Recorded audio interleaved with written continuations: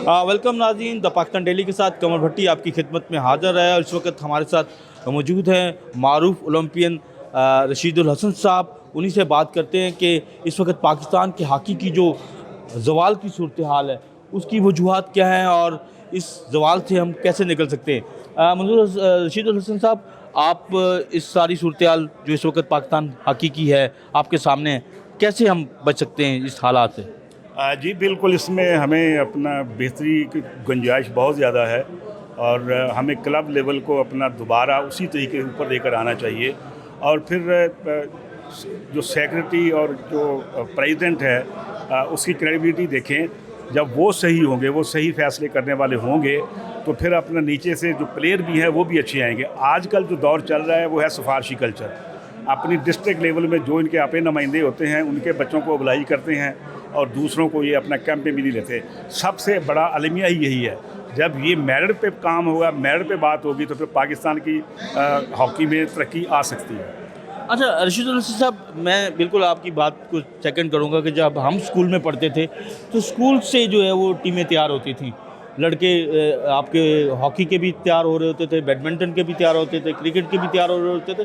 तो खाली क्रिकेट नहीं थी, सारी गेम्स के players, volleyball, weight lifting, even कश्ती रानी, ये सब। तो ये अब डिस्टर्ब क्यों हुआ, इसके पीछे क्या वजह है? असल में कुछ अपना पहले जो है ना, कोई लोगों के ऊपर इतने बोझ नहीं होते थे। अब बच्चों को माँ बाप जो है वो ग्राउंड में भेजते थे कि ग्राउंड में जाके खेलो, सेहतमंद नस्ल गर्मियाँ थी। फिर अब कुछ ऐसा दौर आ गया है कि लोग अपने हर काम की तरफ से तंग हैं। आज वो महंगाई की तरफ भी अगर तवज्जो दे, वो भी अपनी अपनी जगह है। स्कूल लेवल की जो आपने बात किया, ये बहुत खूबसूरत अपना स्ट्रक्चर होता था हमारे स्कूल का, हाई स्कूल का, मिडिल स्कूल के। वहाँ से एक पूल मिलता था हर साल। जब बच्चा मैट्रिक में आता था पता चल जाता था कि इस बच्चे में टैलेंट है और ये आगे चलकर अच्छा खिलाड़ी बनेगा। वो स्कूल सिस्टम दोबारा लेकर आएँ और क्लब हॉकी को ठीक करें। और मैं कोई पॉलिटिकल बात तो नहीं करूँगा, स्पोर्ट्स फेस्टिवल हमारे यहाँ शुरू हो गया। आपको नहीं लगता कि ये स्पोर्ट्स फेस्टिवल के नाम के ऊपर कोई सियासी मेले ज़्यादा सजाएगा और सारी फंडिंग स्पोर्ट्स फेस्टिवल की तरफ चली गई और स्कूलों के फंड्स पीछे ख़त्म हो गए?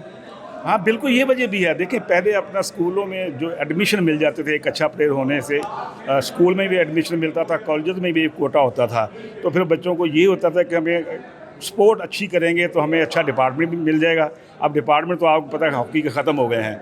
ये सवाल की एक ये भी वजह है कि जब एक प्लेयर को पता ही नहीं होगा कि मेरा आगे कैरियर क्या है, अगर मैं 8-10 साल हॉकी खेलूँगा, नौकरियाँ नहीं हैं, तो ये भी एक अपना रीज़न हुई है। लेकिन अब वो क्योंकि सिस्टम बिल्कुल ख़त्म हो चुका है पाकिस्तान में जॉब्स का, अब हमें लीग शुरू करनी चाहिए। हमारी फेडरेशन को चाहिए कि लीग कराएं, फ्रेंचाइज हों, वो आपस में टूर्नामेंट हो, वो स्पॉन्सर करें, तो फिर दोबारा हम बेहतरी हमारी तरफ आ सकते हैं। लेकिन फिर मैं दोबारा कहता हूँ कि जब तक पाकिस्तान हॉकी फेडरेशन का सेक्रेटरी और प्रेसिडेंट ईमानदाराना फैसले करने वाला नहीं आएगा, तब तक यही हालत होती रहेगी। आपको पता है इस सेक्रेटरी के ऊपर कितने स्कैंडल बने, सबके सामने, सबको पता है। मुझे कोई बार बार उसके ऊपर बात करने की ज़रूरत नहीं है। ये दो जब तक सीटें सही ईमानदार लोगों की आ जाएंगी, पाकिस्तान में बहुत सारे लोग हैं, तो फिर पाकिस्तान की हॉकी में आप बेसिक की गुंजाइश कर सकते हैं। आसिफ बाजवा जो हैं, आप समझते हैं ये परफॉर्मेंस अच्छी नहीं दे रहे? आपके सामने है ना, 18वीं पोजीशन पे आ गए हैं, कौन कहेगा कि परफॉर्मेंस अच्छी दे रहे हैं? फिर इनके ऊपर खुद के ऊपर ह्यूमन स्मगलिंग के इल्ज़ामात हैं, ऑडिट पारास बने हुए हैं, हर चीज़ सामने है, उसमें तो कोई ढकी छुपी चीज़ तो है ही नहीं। फिर इसी गवर्नमेंट की अपना वलीद इकबाल की रिपोर्ट जो है, उन्होंने कहा कि इनको इमीडिएट रिमूव करें और कोई नए और अच्छे फैसले करने वाले लोग लेकर आएँ। अच्छा, आप क्या समझते हैं कि एक माजी में पाकिस्तान की हॉकी जो है ओलंपिक चैम्पियन 3 मरतबा, वर्ल्ड कप चैम्पियन 4 मरतबा, चैम्पियन ट्रॉफ़ी की बानी भी और चैम्पियन ट्रॉफ़ी की तादाद मरतबा चैम्पियन, एशियन ट्रॉफ़ी, बहुत सारी। तो अब ये जो ज़ुबू हाली, ये बदहाली, इसका जिम्मेदार कौन है? देखें ना, जो अपॉइंटमेंट होती है, जो 2 अपॉइंटमेंट हैं अपना स्पेशली सेक्रेटरी की, वो बहुत ही सोच समझ कर करनी चाहिए। आप पीछे माजी में देखें ना, जब फतूहात थी, बरगर आतर जैसे लोग होते थे, कर्नल मुदस्सर जैसे लोग होते थे, बरगर हमीदी जैसे लोग होते थे, उनको सिर्फ एक ही काम होता था कि मैंने टीमें किस तरह सही करनी है, टूर्नामेंट कितने करवाने हैं। उनके ऊपर कोई करप्शन के इल्ज़ाम नहीं थे। ये तो भरे पड़े हैं, पाँव से लेकर सर तक भरे पड़े हैं और ऑडिट पारा भी बने हुए हैं। मुझे नहीं समझ आती कि उसके बावजूद जो है इस गवर्नमेंट के ही अपने जो सेनेटर हैं वो उन्होंने वलीद इकबाल रिकमेंड किया, तो फिर क्यों एक्शन नहीं हो रहा? अच्छा, वज़ीर-ए-आज़म इमरान खान भी कुछ स्पोर्ट्स के ऊपर पॉलिसी रखते थे, क्रिकेट के ऊपर भी वो एक अपना एक ढांचा के ऊपर बात करते थे, वो लेके भी आए, लेकिन उसके ऊपर प्लेयर्स ने खासी तनकीद की कि उससे प्लेयर्स से रोज़गार छीन लिया गया। तो उससे जब रोज़गार छीना जाएगा तो वो कैसे अपने फ्यूचर से, अगर वो आगाह नहीं है, उसका मुस्तकबिल सेफ नहीं, तो वो कैसे खेल के ऊपर तवज्जो देगा? तो उसको तनकीद भी की प्लेयर्स ने। हॉकी में भी ये हुआ, तो इस पॉलिसी को आप तनकीद करते हैं? बिल्कुल मैं करता हूँ। इसलिए देखें, पहले अपना ये होता था कि क्लब लेवल के ऊपर एक प्लेयर खेलता था, उसको अपना डिपार्टमेंट ले लेते थे, उसकी जो नौकरी है वो परमानेंट हो जाती थी। और फिर जो इर्द गिर्द के बच्चे भी लोग देते थे, आप उनके माँ बाप वो कहते थे आप ग्राउंड में जाओ, तो फिर ये एक हेल्दी एक्टिविटीज़ होती थी जो फिर नौकरी के साथ मुंसलिक थी।